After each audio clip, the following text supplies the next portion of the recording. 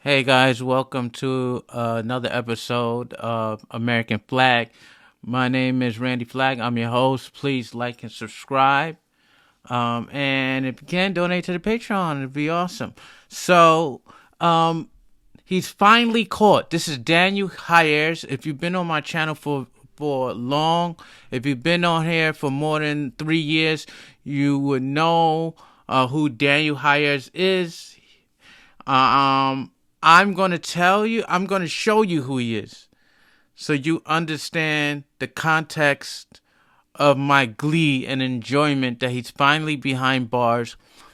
He got extradited from Shanghai to South Carolina, and I might even make a series about it and drive down there to South Carolina, Charleston, to look at his case, because I'm sure that you can that his hearing will be made public, or whatever, his trial will be made public. Hopefully it will be made public, and if it's made public, I'm going to try to find my way down there and then do a video on it. Of course you can't video inside the courtroom, but of course you can video outside the courtroom. So I knew this guy. So he's caught. He got caught by the U.S. Marshals after about 20-something years on the run. Okay? I think it's like 20 years on the run, something like that. So we're going to look at the original story, and then I'm going to tell you some story about how I know him. Okay? So let's look at who this guy is. So who was Daniel Hiers? The beautiful young wife of an ex-cop is shot dead in her sleep at their home in suburban Charleston, South Carolina. Mila is found lying on the bed and is apparently dead due to a single gunshot wound to the back of the head. But the hunt for the killer of Ludmila Hiers will find police waging a battle of wits with a sexually twisted and dangerously cunning chameleon. He could blend in many different situations. And investigators are desperate to get their man before other young women fall prey to his deadly charms. He knows how to make them feel comfortable and to get them to warm up to him. Dan and Ludmila Hiers had lived a quiet life with no children in the Charleston bedroom community of Goose Creek. Dan made his living in construction and security after leaving the police force, while Ludmila worked in the shoe department at Sears. And police can find no reason why anyone would have wanted to kill her. No one in our investigation ever had a cross word to say about Mila. She was viewed as a hard worker. She held a job. She was trying to get an education and was a good wife.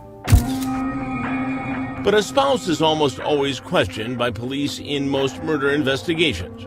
And Mila's 32-year-old husband, Dan, is no exception, even though he used to be one of them, a well-liked cop who served as a school resource officer with the Charleston Police Department. School resource officers are a liaison between the police department and the school. They are in the schools full-time to assist with anything that may arise and be there for the children as a role model.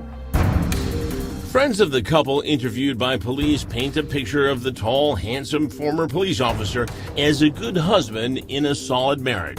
A lot of people give the impression that both Dan and Mila were on good terms and had a happy, loving relationship. And you can see why in this home video of the laughing, smiling couple celebrating Mila's 24th birthday months before her murder. But police uncover letters Mila wrote to her sister back in her native Brazil that tell a different story. She would state things like Dan not showing her any attention, that she would have to initiate any type of physical contact with him, and that his friends would compliment her, but he would never compliment her. Then investigators learned Dan had just recently done a sudden 180, surprising Mila with a romantic weekend getaway to Myrtle Beach in an effort to rekindle their love life. During that time, Mila did call her sister and tell her that it was like a second honeymoon, that he was showing affection and that they were being intimate with each other. But Mila's newfound happiness would be short-lived. Just 2 days after she and Dan arrive back home from Myrtle Beach, his mother makes a grim discovery when she visits their home. Upon entering the bedroom, Mila can be seen laying in the bed, obviously dead from a gunshot wound. It appears as if she was sleeping and was not awake at the time when she was murdered. Patrol officers had already determined that there was no firearm in the bedroom or any other part of the residence. There was no Dan either. It was believed that Dan Hiers had fled. And police would soon learn they were not looking for just one Dan Hiers, but two. Dan Hiers was living a double life. One as a former cop who was a role model for school children, the other as a sick sex fiend who police say preyed on them. He visited escorts, he would frequent strip clubs, and in fact there were some allegations that he may have even dated some other females that were of high school age. And even younger. I was 8 and he was 32. Wow. Police have enough evidence to arrest Dan Hiers for the murder of his beautiful young wife, Ludmila, at their home in Charleston, South Carolina. I believe Dan Hiers is a coward. He waits until she's asleep and shoots her in the back of the head. Neighbors place Dan at the scene of the crime, and ballistics link him to the murder weapon. The bullet was of the same caliber of a gun that Dan Hiers possessed. Now for the hard part, finding the wily and elusive former cop. After murdering Mila, we believe Dan left the residence in her red Chevy Aveo and fled the area. Surveillance video shows him using an ATM at a convenience store about 100 miles away 2 hours later. And then after that, the last known potential location would have been in the state of Texas, where his car was found abandoned in a hospital parking lot. In Laredo, on the Mexican border. Of course, our initial investigation concentrated on him possibly fleeing to Mexico. And the U.S. Marshal Service finds itself leading an international manhunt for the fugitive accused wife killer. There have been numerous leads that we have followed up in Mexico, as well as other countries, and to include Canada, the United Kingdom, Australia. As the search for Dan continues, investigators come to realize they're up against a skilled chameleon who could be hiding in plain sight. Dan's personality is such where he is generally good-mannered and can easily blend into many different environments. He comes across as being genuine and trustworthy. They also discovered Dan had been living a sordid, secret double life for almost his entire 7-year marriage to Mila. A lot of co-workers with Dan did not even know he was married. He would go out with co-workers and Mila would not be around. Dan's double life included frequent trips to strip clubs, prostitutes, escorts, as well as other females that were very close to being minors. At least one of them was a minor, and police learned that Mila herself was underage, just 15, when she met Dan, then 24, while visiting the U.S. from her native Brazil. He would woo her long distance for 2 years before Mila's father finally allowed her to move to Charleston to be his child bride when she was 17. The family wanted her to have an opportunity to live in America, to have a better life. But that dream was shattered immediately, according to this letter Mila sent to her sister shortly after the wedding. Mila writes, "I don't know if he's getting better, but at least he's not getting worse.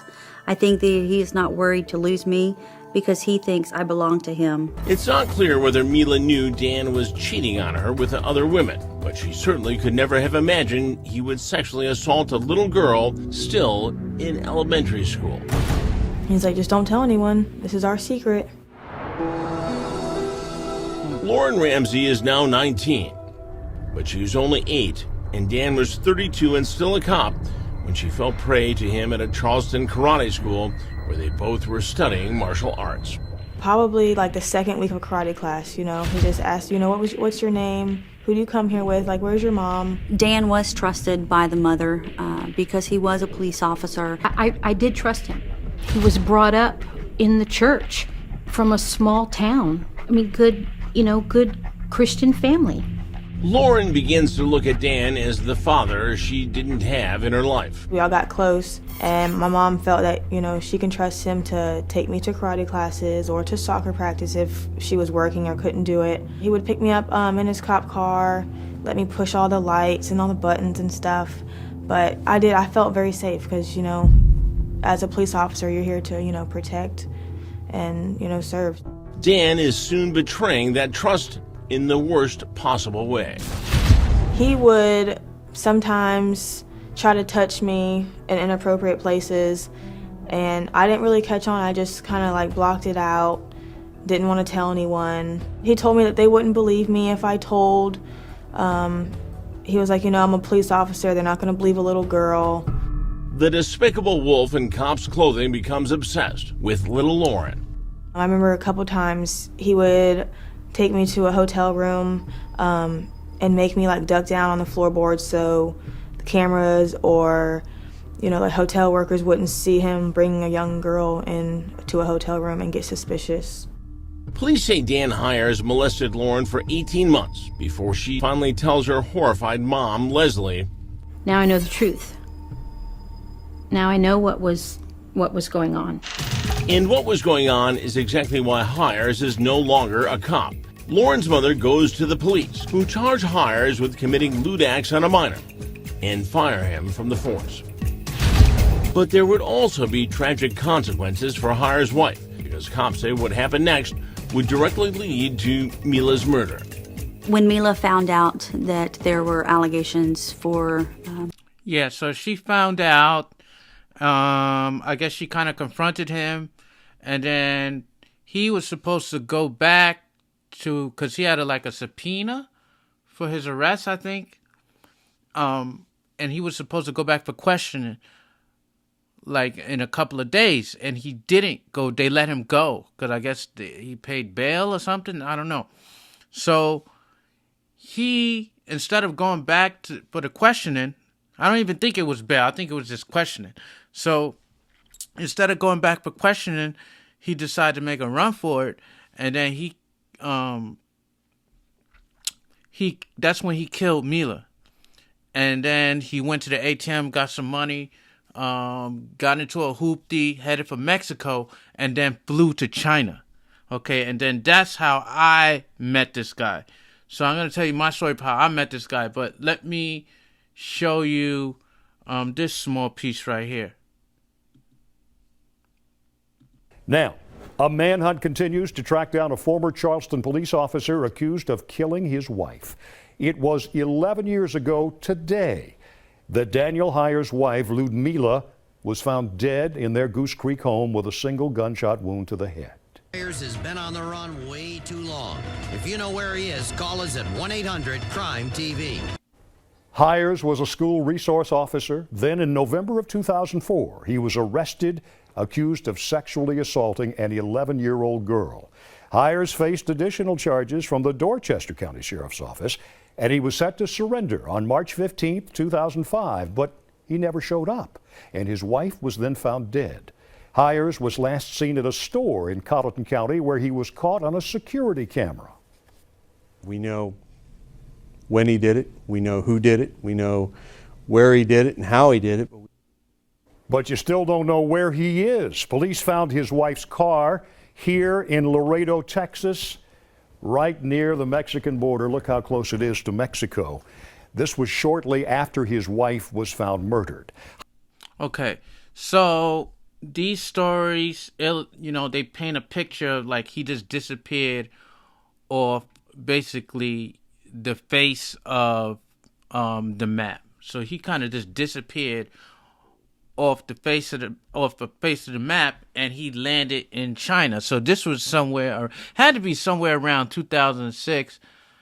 I think I met him around 2008, 2009, because I was a teacher in Shanghai, and we had this WeChat group. Now WeChat is like a WhatsApp clone, okay? And so you can create groups and stuff. And there was this a teachers group, American teachers group. And it also was a place to help you get teachers for jobs. And he was one of the what do you call these? Like the type of person that makes sure everything in the group is going okay. You know, he's kind of like, I can't find a word, but overseer of the group. Okay, and so sometimes I wouldn't get jobs because of the color of my skin. It was more than sometimes, or a lot of times. Okay, they would have these jobs, and then you would sometimes have the recruiters. The recruiters would go through him, right? Because the Chinese recruiters trusted him because he was white and handsome, and he got blue eyes and all this stuff. Because that's what they like. You know, they kind of like this kind of Aryan look. Chinese like that. These type of people. And so sometimes I would just complain about that, because I was like, you know, that's not right. You know, I have a lot of experience in China teaching, you know, more than many of these other white teachers, but they will not give you the job based on the color of your skin, because they say, oh, the parents going to be scared. Oh, the children going to be scared. Oh, the college students won't understand that black people live in America. They don't believe that blacks are in America, so they're not going to pay for the class and all this other kind of stuff, right? And then he would be like, this type of person, the moderator is what I'm called. He was a moderator. He would be like, get over it. Get over it. You know, China doesn't like black people. If you don't like it, get out. And I remember him because he was so insanely kind of anti-black, you know, very anti-black. And so me and him would get into arguments in a forum, you know. And then I think there was one time, like, I think it was 2009, 2008 or somewhere, where we were like dating the same girl, and I was like, and she was like, yeah, I dated this guy, and I was like, who, him? Oh my God. And it was like disgusting, because this guy was just a terrible, he was just an asshole, right? So I never thought nothing of it. I knew him as, he had a name in the group. I'm not going to say the name. But then I found out a couple of years later, one of my friends says, yeah, that's the guy that was the head of our group. He got arrested in China. And I'm like, he got arrested for what? Right? Because of something that had to do with something he did in South Carolina. Right? A murder. And I was like, what? How did that happen? You know, I was just in disbelief. And then what I was told, and I did some research, is that he was working at one of these universities. Because the university, they just hire any white person. They don't do no research, no nothing. Okay? So they hired this guy. All the girls think he's handsome. And, you know, they all kind of in love with him. So he's playing around with all these college students. As he's teaching them, he's also sleeping with them, right? And so he had a lot of hubris because, like I said, whites are very valued in China. And so he felt like he could do anything he wanted. And one of the girls he was pursuing, one of his students, did not want to pursue him, was telling him to leave her alone. And he kept on pursuing her and was sending her naked photos and this kind of vulgar pictures and videos. She reported him to the school. Okay, so she reported him to the school, but they never fired him. Right? Because he was too valuable. Right? So he was married. He was married. He had a child. So by the time he was in China, after he killed Lou Demia, he got married again in China. I don't know how the heck that happened. What I'm thinking is, oh, he got married in China, but he did not certify it in America. So you can get married in China, okay? And you can find a way to say, oh, I wasn't married anywhere else, right? There's ways that you could do that, right? So, he had fake documents. He said, yeah, I'm married in China. But you can't do that in America. He couldn't bring her back there's no way he's coming back to America, right? Because then he's going to be arrested. Because this guy is 15, top 15 America's Most Wanted. So how did he get caught? So he got caught because one of his students, his former students, the friend of the girl that complained about him, she moved to America. And then you know how John Walsh has one of those America's Most Wanted videos is out. Right? He was doing one of these, the TV show. And then she recognized that dude. She was like, yo, that's my teacher. Oh my God, that's my teacher. That's my teacher. And then she called the police. Then the police found that, and then that's how he got found out. Right? And then, this was like in 2017, 2018. So then he got put in, he got put in prison. Okay, Chinese prison. But I heard it was for something else, for visa, for something to do with his visa. Because I'm figuring he's probably not renewing his visa all the time. Especially if you want a teaching job, you have to get a criminal check from the United States at those times. So he couldn't do visas anymore because they would have found out that, oh my God, this guy's a criminal, right? So he, I'm assuming, was on an expired visa. And then, the Chinese police do raids and all that. And he might have gotten caught, like in terms of like that way. Or the Chinese police might have been looking for this guy, right? And they caught him. But he was working near children. Like, this guy was a certified pedophile, but that's all he worked around was children and prepubescent teenagers, right? Girls are 17, 18 years old, 16 years old. This was the type of people he was working around for all these years. And he was preaching to people like me that, yeah, you don't belong here. If you don't like how they treat black people, get out. I work hard. That's why I do this. That's why I'm here. That's why I got my stuff. And I remember him inviting me to try to go out for a drink or something. Right? This was in the midst of our argument. And it just came all of a sudden. He added me personally, said, let's go out for a drink. And I think, because I had no idea who this guy was, that he probably would have did try to do something to me. Because that's how crazy this guy was. He was so adamant that he was a good person and very anti-black. And so, yeah, I'm going to South Carolina to gloat. You bet your bottom dollar I'm going to gloat. So this is the story.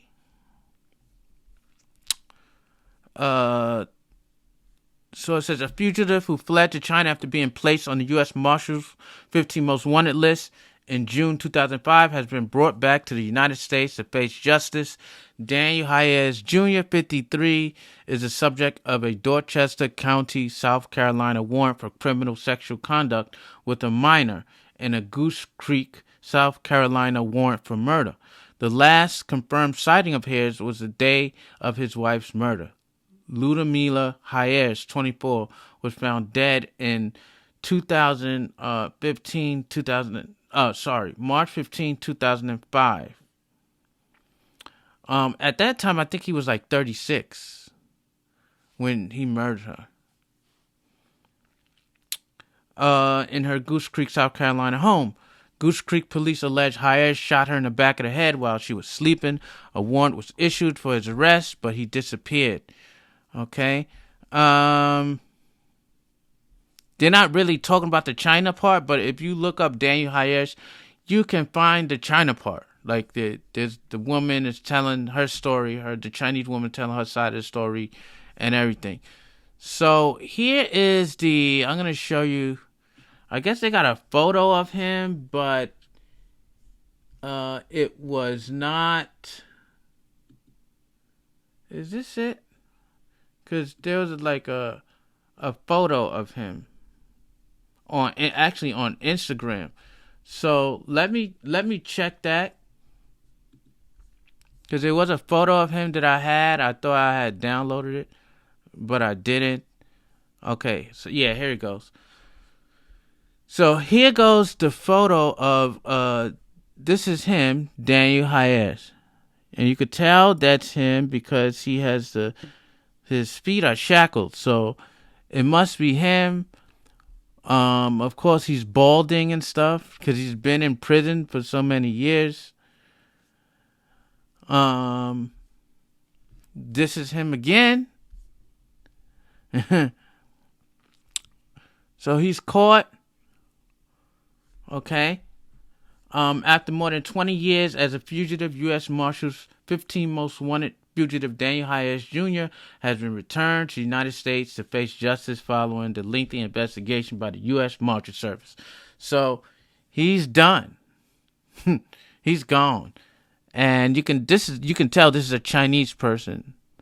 Okay, because I can tell by the uniform this is Chinese cops. Yeah, 2 Chinese police. I don't know why they're covering his face. We should see his face. We should be able to see his face. He's a murderer and he's a pedophile, right? So we should be able to see his face, but we can't. But let me know what you think about this. And I'm going to update more on this story. I'm going to try to make it to South Charleston to see the trial. And I'm hoping it's public. So this is Flag. Peace. Stay sharp, people. Stay sharp.